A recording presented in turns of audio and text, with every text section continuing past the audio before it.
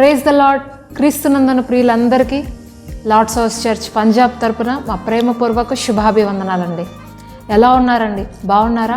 మరి ఈరోజు కూడా ఒక ప్రోత్సాహకరమైనటువంటి సందేశంతో మీ ముందుకు రావడానికి పరిశుద్ధాత్మ దేవుడు నాకు ఎంతగానో సహాయం చేశారు. ఈ యొక్క సందేశము మిమ్మల్ని ఎంతగానో ప్రోత్సాహపరుస్తుంది అని నేను నమ్ముచున్నాను. కనుక స్కిప్ చేయకుండా శ్రద్ధగా వినమని మిమ్మల్ని అందరినీ ప్రేమపూర్వకంగా కోరుచున్నాను. మరి ఈరోజు వాక్య భాగం ఏమిటో చూద్దాం రండి.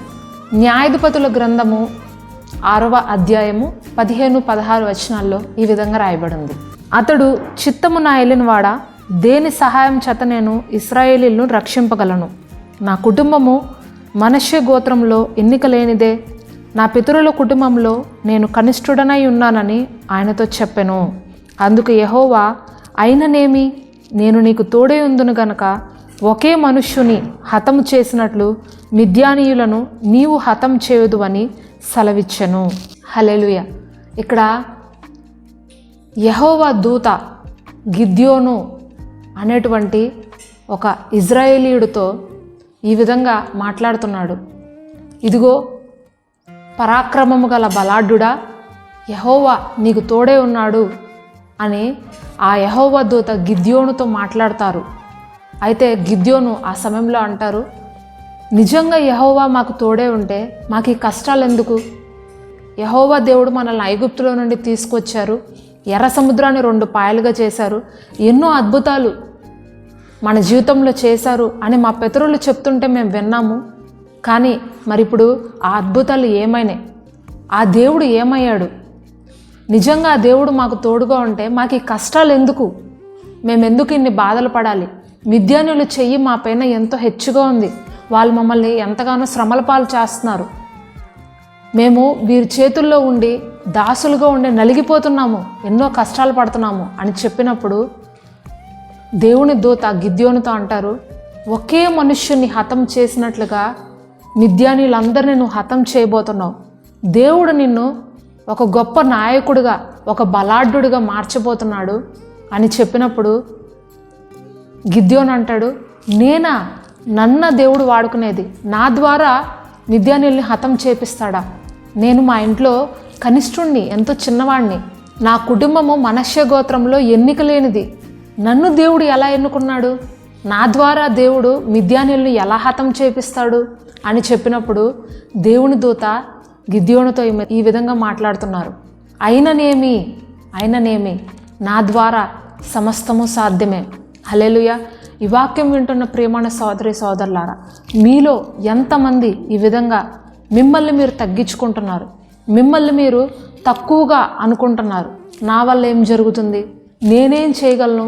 మా ఇంట్లో నేను చిన్నదానను, మా ఇంట్లో నేను చిన్న పిల్లాడిని, నాకు అంత తెలివి లేదే, నాకంత జ్ఞానం లేదే, నేను ఎలా చేయగలుగుతాను? నేను ఏ విధంగా దేవుని సేవ చేయగలుగుతాను? నేను ఏ విధంగా నలుగురిలో మాట్లాడగలుగుతాను? నేను ఏ విధంగా ఒక పెద్ద కంపెనీలో ఉద్యోగాన్ని సంపాదించుకోగలుగుతాను? నేను ఏ విధంగా పక్క ఊరికి వెళ్ళి పని చేయగలుగుతాను? నాకంత తెలివి లేదే, నాకంత జ్ఞానం లేదే, నేను ఏ విధంగా ఉపయోగపడగలను? నేను ఏ విధంగా దేవుని సేవ చేయగలను అని మీరు అనుకుంటున్నారా? అయితే పరిశుద్ధాత్మ దేవుడు మీతోనే మాట్లాడుతున్నారు. ప్రియమైన సోదరి సోదరులారా, అయిననేమి నాకు సమస్తము సాధ్యమే. నేను నీతో ఉండి సమస్తాన్ని చేయించగలను, నేను నీతో ఉండి సమస్తమును సాధించే విధంగా నేను నీతో ఉంటాను, నేను నీతో నడుస్తాను అని ఈరోజు ప్రభు మీకు వాగ్దానం చేస్తున్నారండి. నేను ఒక వ్యక్తిగత అనుభవాన్ని మీతో చెప్తానండి. నాకు ఒక కుమారుడు ఉన్నాడండి. మా బాబుకి కోవిడ్ టైంలో సరిగా స్కూల్కి వెళ్ళకపోవడం వల్ల ఇంగ్లీష్ స్పెల్లింగ్స్ సరిగా రావండి మా అబ్బాయికి. కోవిడ్ అయిపోయిన తర్వాత ప్రభు యొక్క మహాకృపను బట్టి పంజాబ్ రావడం జరిగింది. ఇక్కడికి వచ్చిన తర్వాత ఒక స్కూల్లో మేము జాయిన్ చేసాము. అక్కడ ఎడ్యుకేషన్ అంత సరిగా లేకపోవడం వల్ల మా అబ్బాయి అంతగా పికప్ అవ్వలేకపోయాడు. ఆ తర్వాత మరలా దేవుని యొక్క మహాకృపను బట్టి ఒక క్రిస్టియన్ స్కూల్ ఉంటే అక్కడ జాయిన్ చేసాం. జాయిన్ చేసినప్పుడు వాళ్ళు ఒక ఎంట్రన్స్ టెస్ట్ పెట్టారు మా బాబుకి.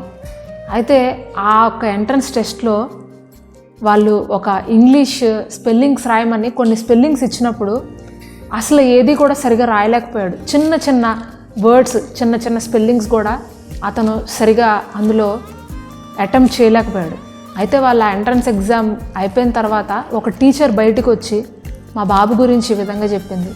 ఒక్క వర్డ్ కూడా రాయట్లేదు మేడం, అసలు స్పెల్లింగ్ కూడా సరిగా రాయట్లేదు, మేము ఎలా సీట్ ఇవ్వాలి అని అడిగింది.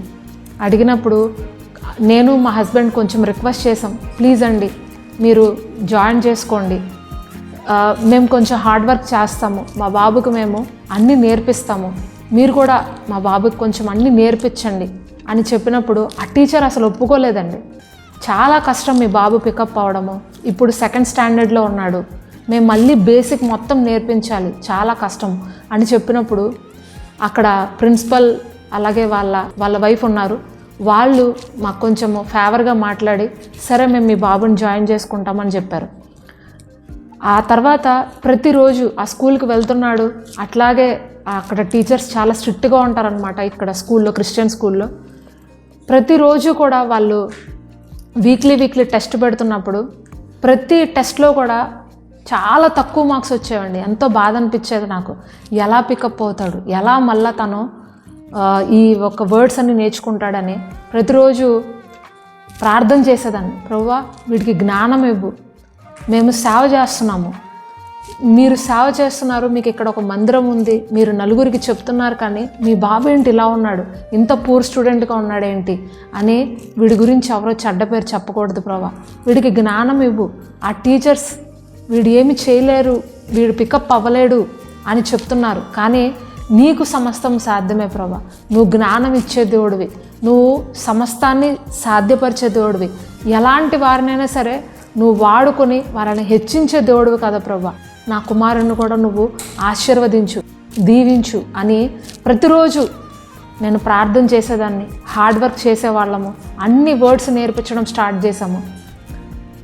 మీరు నమ్మరు, 6 monthsలో మా బాబు చక్కగా పికప్ అయ్యాడు, బాగా వర్డ్స్ అన్నీ రాయడం స్టార్ట్ చేశాడు, స్పెల్లింగ్స్ అంతా ప్రొనౌన్స్ చేయడం నేర్చుకున్నాడు, హిందీ బాగా మాట్లాడడము వచ్చింది.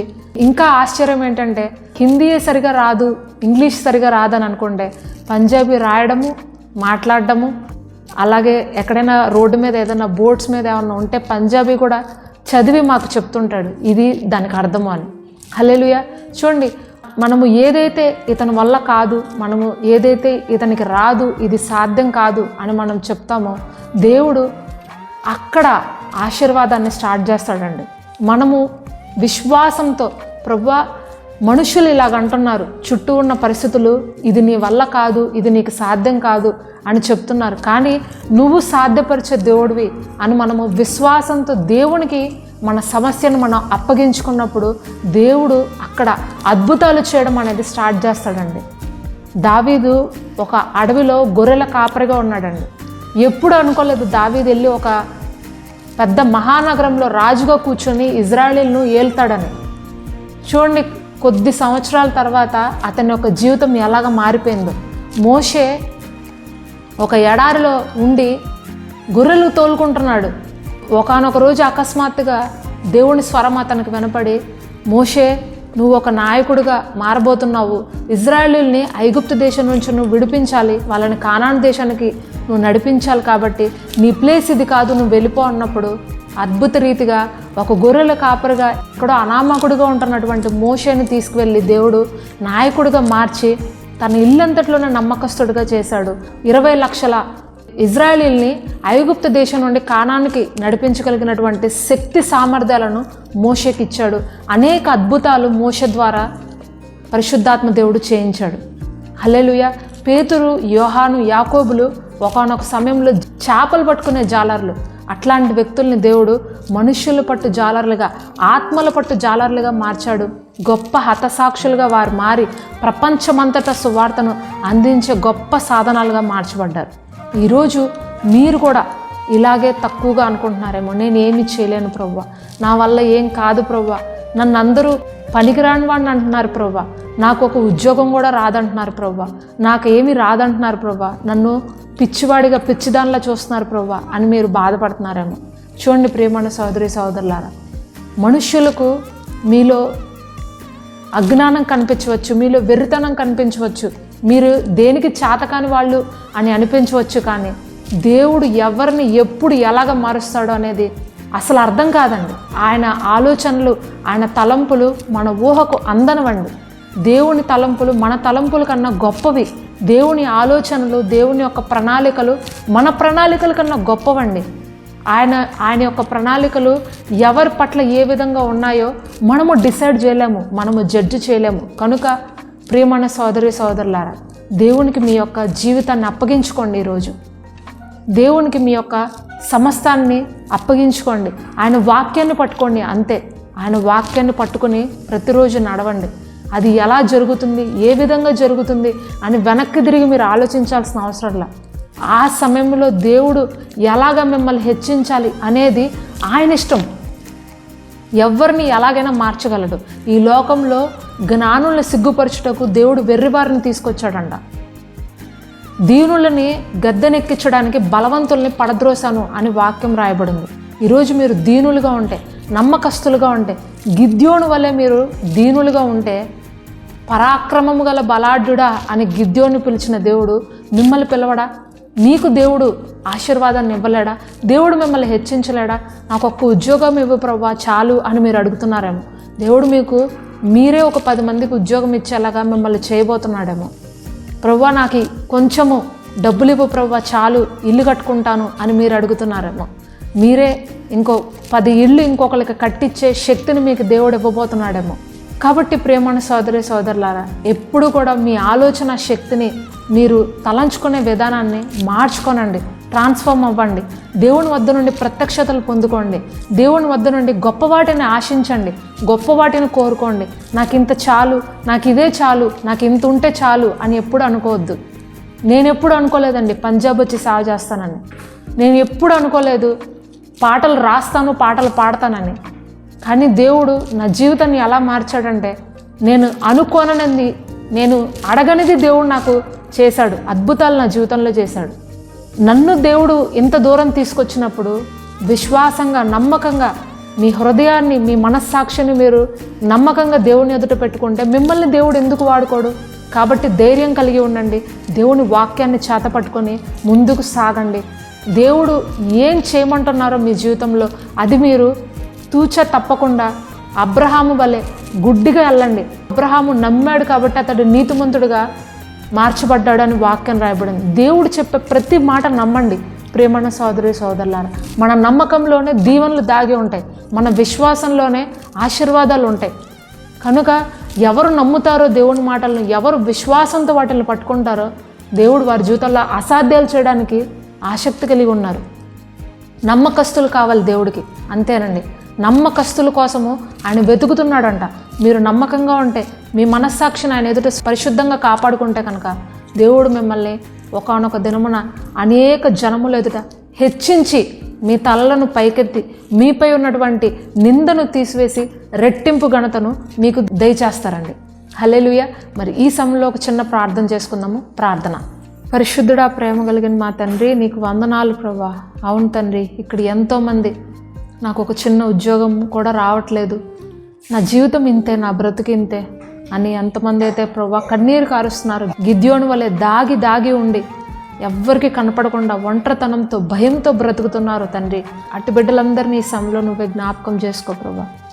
దేవా, భయపడుతున్న వారిని, దిగులు పడుతున్న వారిని, టెన్షన్ పడుతున్న వారిని ఈ సమయంలో నువ్వు నాకు కనపరుస్తున్నావు దేవా. వాళ్ళ భయాల నుంచి వాళ్ళని విడిపించండి ప్రభా. వాళ్ళ సందేహాల నుంచి వాళ్ళని విడిపించు ప్రభా. వారి యొక్క పిరికితనపు ఆత్మ నుంచి వారిని బయటికి తీసుకురండి ప్రభా. నేను చేయగలను, క్రీస్తు నాలో ఉంటే నాకు సమస్తము సాధ్యమే అనే ఒక చక్కటి ఆలోచన, ధైర్యపరచు ఆత్మని వారికి దయచేయండి. నజరేయుడైన యేసు నామంలో ధైర్యాన్ని వీరికి దయచేస్తున్నాం ప్రభా. దేవా, వారి యొక్క ఆలోచనలను మార్చుకోవడానికి నువ్వే సహాయం చేయండి ప్రభా. శక్తి సామర్థ్యం కలిగిన ఆత్మను, ఇంద్రియ నిగ్రహం కలిగిన ఆత్మను వారికి దయచేయండి ప్రభా. తండ్రి, నీ వాక్యాన్ని చేతపట్టుకొని నువ్వు చెప్పిన మాటను హృదయపూర్వకంగా విశ్వసించి నమ్మగలిగినటువంటి కృప, అటువంటి హృదయాన్ని మా ఒక్కొక్కరికి మీరే దయచేయమని వేడుకుంటూ ఈ చిన్ని ప్రార్థన యేసుక్రీస్తు అతి పరిశుద్ధ నామంలో అడిగి వేడుకొనిచున్నాం పరమ తండ్రి. ఆమేన్. దేవునికి స్తోత్రం. విన్న వర్తమానము మీకు ఆశీర్వాదకరంగా ఉంటే ఆమేన్ అని కమెంట్ చేయండి. అలాగే మీ ప్రార్థన భారాలు ఏమైనా ఉంటే, మీరు ఏ విషయం కొరకైతే బాధపడుతున్నారో ఏ విషయం కొరకైతే దేవుని వద్ద పదే పదే అడుగుతున్నారో ఆ ఒక్క ప్రార్థనా భారాలు మాకు కూడా తెలియచేయండి. తప్పకుండా మా అనుదిన ప్రార్థనలో, మా వ్యక్తిగత ప్రార్థనలో మీ అందరి కోసం మేము ప్రార్థన చేయడానికి ఆసక్తి కలిగి ఉన్నాము. అలాగే ఇక్కడ జరుగుతున్నటువంటి పరిచర్యల కొరకు, మందిర నిర్మాణం కొరకు మీ అనుదిన ప్రార్థనలో దయతో జ్ఞాపకం చేసుకోండి. ఇక్కడ ప్రహారీ గోడ, అలాగే పార్కింగ్ రోడ్డు వేయాలని ఆశపడుతున్నామండి. ఆర్థికంగా ఎంతో అవసరత మాకు ఇక్కడ ఉంది. ఈ యొక్క సందేశాల ద్వారా మీరు బలపడుతున్నట్లయితే, ప్రభు మీతో మాట్లాడుతున్నట్లయితే తప్పకుండా ఈ పరిచర్యలో మీరు కూడా ఆర్థికంగా సహకరించమని వేడుకుంటున్నాను. తద్వారా ఇక్కడ దేవుని యొక్క వాక్యాన్ని మేము ఇంకా బలంగా ప్రకటించుటకు మాకు అవకాశం ఏర్పడుతుంది. God bless you. దేవుని ప్రేమ, ఆయన కాపుదల మీకు, మీ కుటుంబాలకు ఎల్లప్పుడూ తోడుగా ఉండి నడిపించును గాక. ఆమేన్.